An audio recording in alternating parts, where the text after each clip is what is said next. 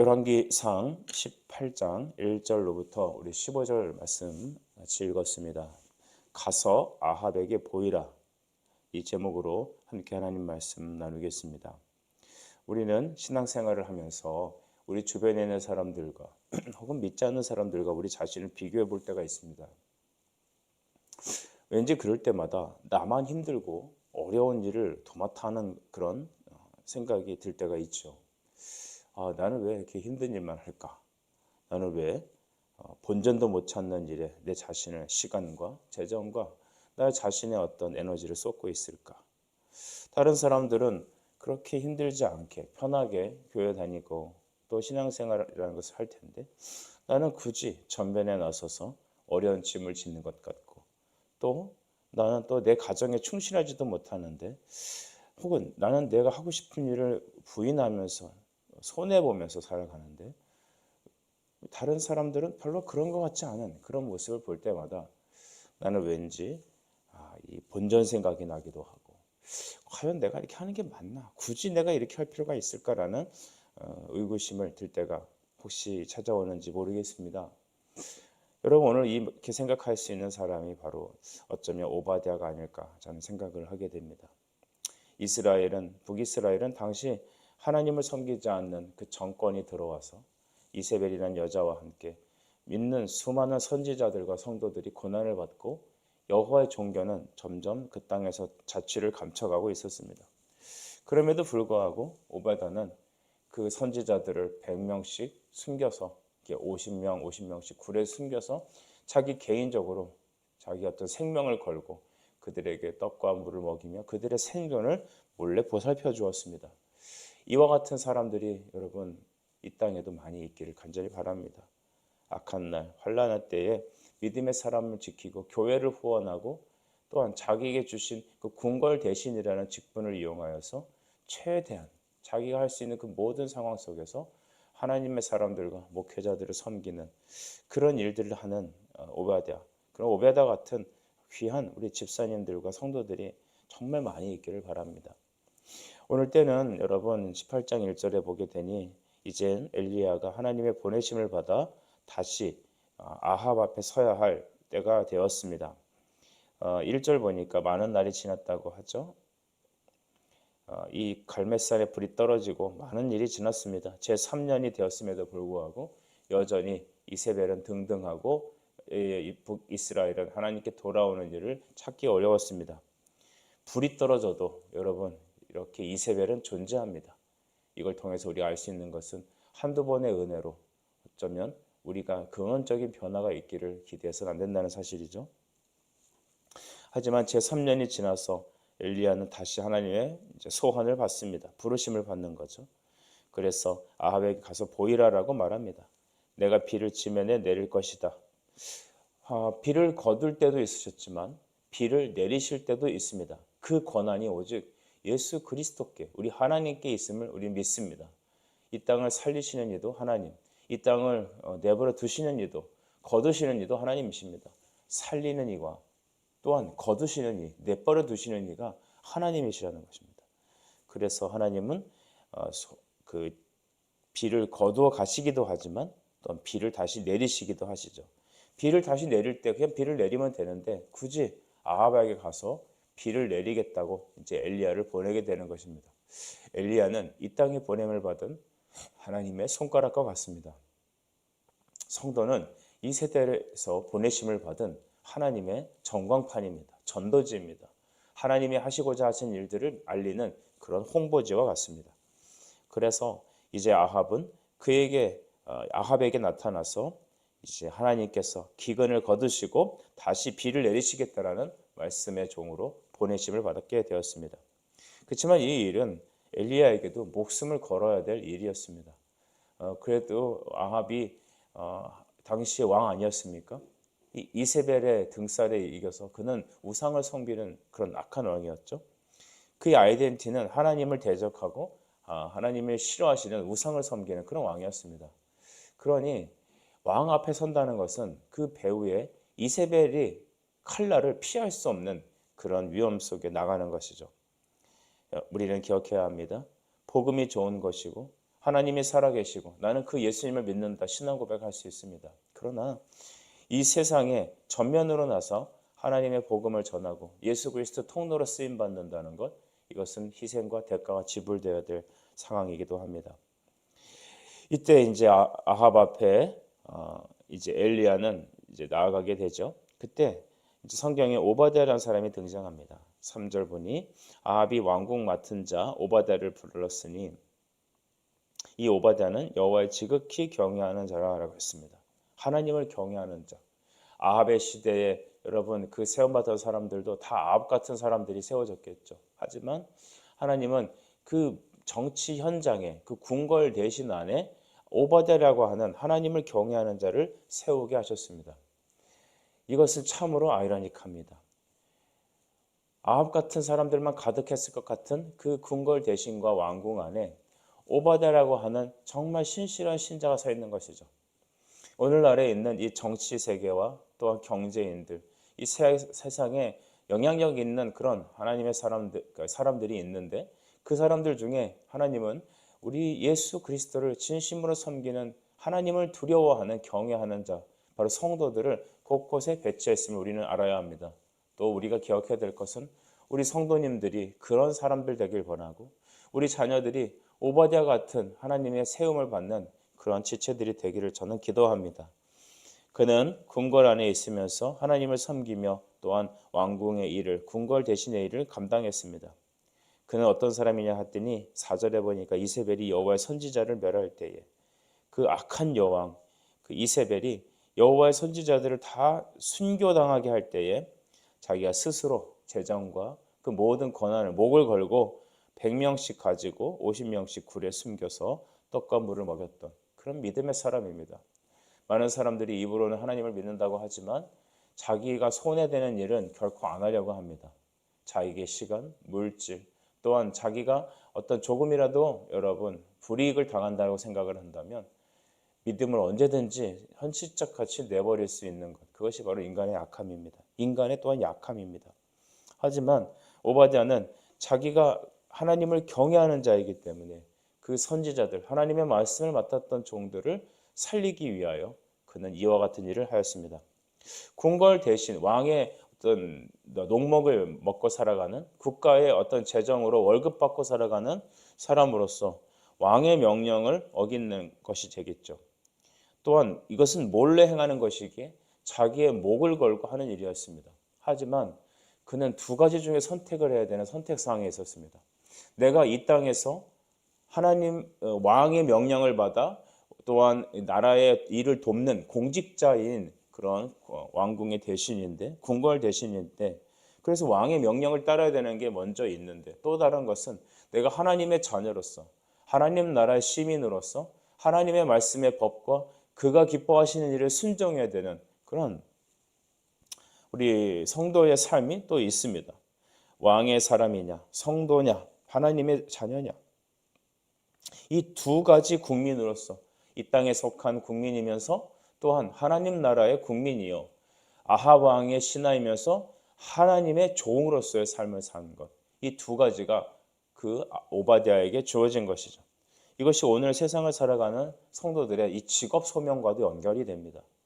여러분, 우리는 이 두 세계사에서 눈치 보고 있어서는 안 됩니다. 헷갈려 해서도 안 됩니다. 우리는 이 땅에 속한 하나님의 자녀입니다. 그렇지만 또 우리는 하나님의 명령에 적극 순종해야 될 또한 주님의 종들입니다. 우리는 무엇이 우선되어야 되겠습니까? 우리는 하나님의 나라 백성이라는 그 하나님 나라의 시티즌십이 먼저 우선되어야 합니다. 오늘 오바댜는 이 땅에 살면서 왕의 신하로서 왕의 명령을 따라야 될 상황도 있으나 그가 하나님을 대적하고 주님의 교회를 망가뜨리고 말씀에서 벗어난 삶을 살기에 그의 명령을 따르는 것은 있을 수 없었습니다. 주 안에서 그는 신하로서의 일을 감당해야 됐습니다. 또한 그는 이 땅에 속한 자로서 하나님의 말씀을 따라가는 그런 주님의 종이어야 됐습니다. 이것이 바로 오늘 이 땅에 살아가는 우리 성도들의 직업 소명, 또한 우리가 하나님 나라의 자녀로서 이 땅을 살아가는 백성됨의 가장 중요한 원리, 신앙의 원리인 것이죠. 오바댜가 이 전형적인 그 순종의 모델이 됩니다.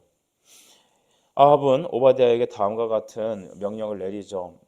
5절 이후에 보면 하도 기근이 심하니까 자신의 말과 노새를 살리기 위해서 이제 물의 근원을 찾아다니면서 그들을 먹여서 짐승을 좀 살려내라고 그런 명령을 받습니다. 그래서 오바댜는 왕의 명을 따라서 짐승들을 데리고 다니며 물을 찾아 헤매고 있었습니다.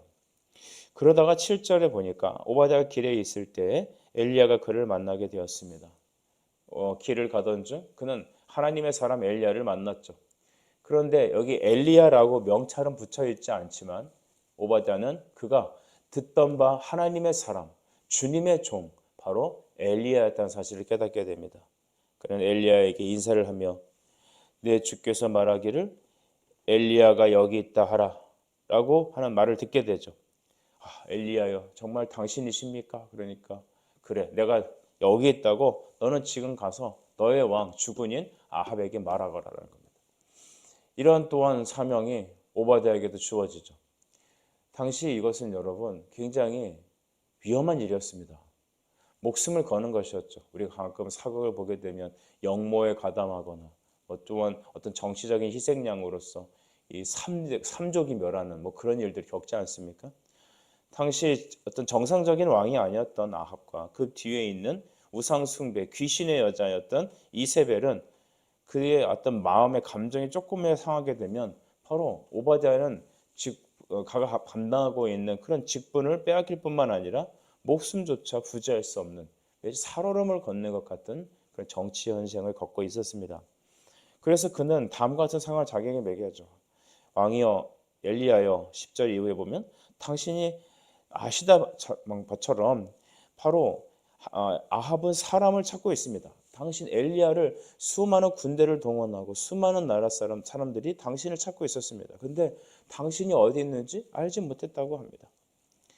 근데 내가 만약 11절에 보니 엘리야가 여기 있습니다 라고 얘기를 했다고 칩시다. 그런데 혹시 하나님의 성령이 당신을 그때 어느 곳으로 이끌어 간다면 당신은 그 자리에 있지 않을 거 아니겠습니까? 그러면 내 목은 달아날 것입니다. 나는 죽임을 당할 것입니다. 제발 잘 좀 생각해 주십시오. 그래서 우리 12절 중반절에 보면 그가 당신을 찾지 못하면 내가 죽임을 당하리다. 당신의 종은 어려서부터 여호와를 경외하는 자입니다. 저는 여호와를 경외하는 자입니다. 아시잖아요. 내가 어떤 일을 했는지 당신 하나님께 듣지 않으셨어요? 저는요. 선지자들을 살리기 위해서 그들에게 떡과 물을 먹이며 지금도 그들을 보호하고 있어요. 저는 제 목숨을 걸고 제가 할 수 있는 최선의 상황에서 이 일을 하고 있어요. 그러니 저한테 그런 일은 맡기지 말아주세요. 제 목을 거는 일만큼은 맡기지 말아주세요. 이렇게 하소연하고 있던 것입니다. 여러분 우리가 객관적으로 봤을 때 오바댜 너무 훌륭하죠. 그와 같은 사람이 어디 있습니까? 당대 여러분 제사장도 있었을 것이고 많았을 것입니다. 우리 한국의 여러분 흑역사라고 할 수 있는 저희 장로교 동노회로부터 시작된 이 평양에서 세워진 이 장로교단이 일제치하의 총뿌리에 굴복하여서 신사참배를 이 총회 안에서 합법적인 것으로 통과시킨 사례가 있었습니다. 그래서 당시 주기철과 같았던 신사참배 반대 목사는 오히려 목사직을 파직시켜버리고 모든 여러분 장로님과 목사님들이 솔선수범해서 가서 그냥 동방요배 일본의 천황께 경배하는 그것을 국민 의례라고 속여서 적극 교회적으로 홍보하는 그런 일을 하게 됩니다. 물론 당시의 상황에서 그 일들은 교회를 살리고 일제 치하에서 그래도 하나님의 교회를 살리고 어떤 직분을 보호한다라는 교회를 보호하겠다라는 그 합리적인 생각에서 그런 일을 했을 것입니다. 하지만 그것은 하나님께 우상을 숭배하는 일이며 신앙적으로 옳지 않은 짓이었습니다. 그 일로 인해서 우리 합동총회는 또한 갈라지고 또 전쟁과 수많은 것들을 경험하게 됩니다. 제가 놀라운 것은 정말로 근대에 들어서 겨우 주기철 목사님의 목사직이 후대에 복귀되었습니다. 후대에서 목사직을 복귀한들 무슨 의미가 있습니까? 하지만 이런 흑역사들을 보게 되면 우리 교회는 또 우리 성도들은 항상 어떤 그런 극한의 상황 속에서 타협하고 우리의 현실적인 안위를 찾습니다. 오바댜는 그가 할 수 있는 최선을 다하는 것이었습니다. 그가 공직자로서 자기가 하나님 말씀에 따라 순종하며 자기가 정해놓은 그 바운더리 안에서 자기의 최선을 다했던 것입니다. 당시 선지자들을 이렇게 몰래 먹이고 키우는 일, 이것도 여러분 실제로는 자기의 목숨을 걸고 있는 최선이었습니다. 근데 하나님은 오늘 한 가지를 더 요구하는 겁니다. 너 아합에게 가서 내가 여기 있다고, 하나님의 선지자 엘리야가 여기 있다고 가서 전하거라. 그 사명을 받은 것입니다. 물론 하나님께서 직접 말하지 않았지만 이 엘리야라고 하는 하나님의 종을 통하여 대신 말하게 되었습니다. 그러나 오바댜는 그것을 인정하고 당신의 말은 알겠는데 제가 실은 이렇습니다. 제발 저에게 이런 얘기만큼은 거두어 주세요. 저는 상황이 이렇습니다. 라고 말하고 있는 것이죠. 아마 대부분의 제가 만났던 성도님들의 예를 들면 아마 이런 경우는 이렇게 했을 겁니다. 싫습니다. 저는 싫은데요. 저는 제 목숨을 걸고 싶지 않은데요. 엘리야 당신이 가서 직접 말씀하시죠. 아마 현대인들은 그렇게 말하지 않았겠어요? 오늘 이 모습을 보면서 우리는 엘리야와 같고 또한 우리는 오바댜와 같다는 사실을 기억해야 될 줄 믿습니다. 하나님의 명령을 전하는 사명자, 그는 엘리야였고 또한 그 말씀을 통하여 또다시 그와 동역자였던 그와 함께했던 성도였던 오바댜에게도 왕에게 이 소식을 알리라고 바로 전달받는 그런 사명을 부여받았습니다. 우리가 베드로전서 2장 9절이 저희 교회에서 추구하는 성도들의 삶의 아이덴티입니다. 왕 같은 제사장, 거룩한 나라, 그의 소유된 백성, 주의 미쁘신 이 복음을 온전히 전하는, 세상을 향해 정하는 그런 오바댜의 사명, 오늘 우리에게 주어진 것입니다. 우리 성도들을 보게 되면 여러분 정말 헌신하고 애쓰시는 모습들을 볼 때 너무 감사한 게 많습니다. 힘의 겨울 동안 정말 하나님 앞에 헌신합니다. 그런데 우린 또 이런 생각을 하게 됩니다. 내가 이만큼 하는 것도 정말 나는 다른 사람에 비교해서 정말 열심히 하는 거다. 정말 헌신하는 거다. 근데 하나님은 우리에게 거기서 우리가 할 수 없는 것을 하나 더 요구하십니다. 너 세상을 향해서 내가 여호와인 줄 전하거라. 아합에게 가서 내가 여기 있다고 전하거라. 여러분 이 사명을 감당하기에는 정말 우리의 힘으로는 부치는 일입니다. 우리의 지혜로는 우리의 상황적인 건강으로는 우리가 사리 판단해서 판단하기에는 도저히 힘든 일이고 불가능한 일입니다. 그래서 못한다고 해야 되는 것이 만능 일이었습니다. 근데 하나님은 내가 못한다고 하는 그 일을 오늘 명령하고 계십니다. 왕에게 가서 내가 여기 있다라고 보여라. 그러면 내가 하나님 명령을 따라서 이 땅의 가뭄을 거둬버리겠다. 가뭄을 주신 이도 여호와시라면 그것을 거두시는 이도 여호와십니다. 하나님은 뒤에서 그냥 능력의 말씀으로 행하실 수도 있지만 당신의 사람들로 하여금 세상에 선포하기를 원하시고 세상의 아합에게 가서 이 사명을 감당하라고 또한 명령을 부여받습니다. 우리 먼저 믿는 성도들이 엘리야이며 먼저 믿는 성도들이 여러분 오바댜와 같습니다.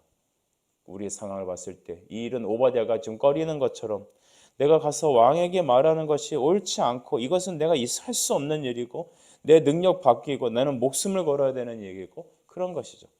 근데 하나님이 그렇게 내가 꺼리고 그렇게 하면 안 되는 그 일을 오늘 내가 굳이 내게 하라고 명령하십니다. 그래서 나는 이래저래 얘기도 합니다.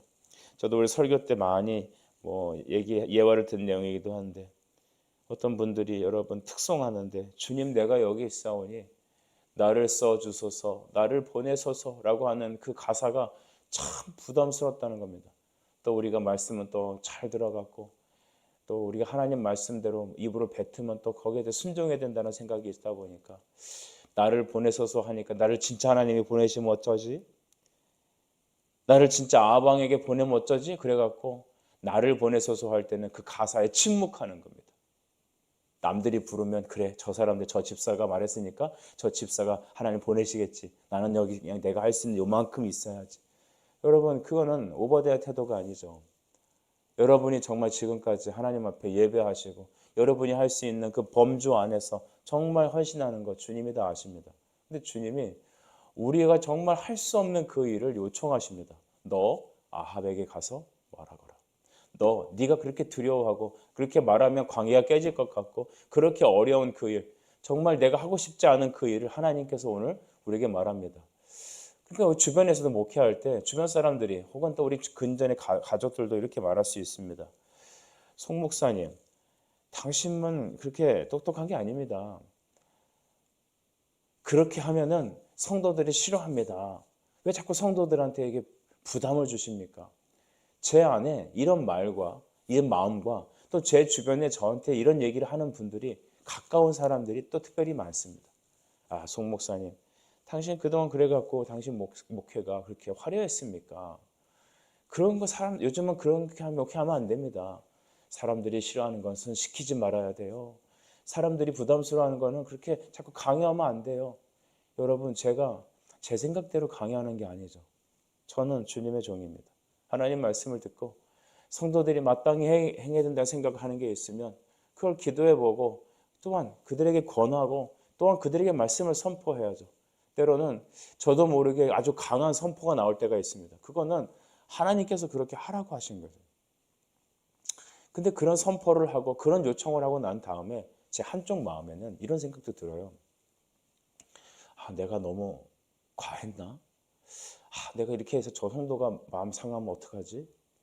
그러면서도 또 기도하고 또한 하나님께서 또 이런 현장에서 또 말하게 하실 때는 또 다시 그 마음 안에 있는 대로 말하게 하시는 거예요.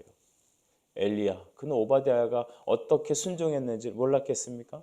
알았을 거예요.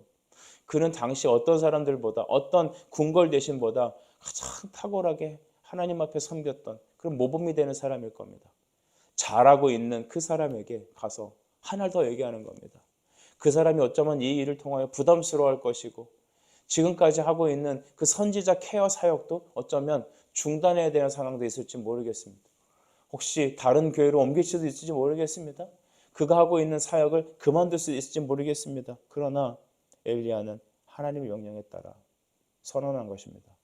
너는 이제 아합 왕에 가서 내가 여기 있다고 말하거라. 아, 오바댜도 당신이 말한 그 말 내가 순종하면 나는 이제는 그나저나 내 목숨까지도 잃어버리게 될 상황인데 내가 이거 어떻게 하냐는 것입니다. 우린 여기서 말하지 않으면 듣지 못한다면 하나님의 아름다운 소식이 선포되지 않는다는 사실을 깨달아야 합니다. 우리가 우리의 힘으로 우리의 지혜로 주님의 사명 이루지 못합니다. 오직 주님의 성령으로 이 일을 행할 수 있습니다. 하나님께서 우리가 할 수 없는 그 일을 명령하시거든.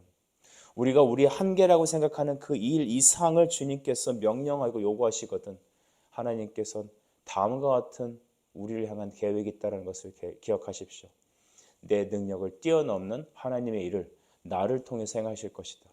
내 건강의 어떤 바운더리를 뛰어넘는 그 일을 하나님께서 행하실 것이다. 그리고 내 신앙의 어떤 지경을 뛰어넘는 나의 신앙을 끌어올리시려는 하나님의 부르심이 나한테 있다. 그렇다면 우리는 어떻게 될까요?